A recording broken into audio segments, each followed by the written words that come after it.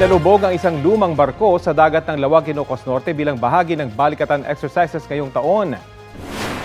Sa live fire exercises ng Pilipinas, Amerika pati na rin ng Australia, ilang beses tinarget ng mga missile ang BRP Lake Caliraya. Pagsasana ito para paghandaan daw at mapigilan ang mga barko ng kalaban na dadaong sa Pilipinas. Nitong Abril, binatikos ng isang Chinese newspaper ang nakatakdang pagpapalubog sa balikatan ng isang barkong gawa o mano sa China. Hindi ito direktang kinumpirma ng AFP. Pero sakaling made in China nga, purely coincidental lang daw ito.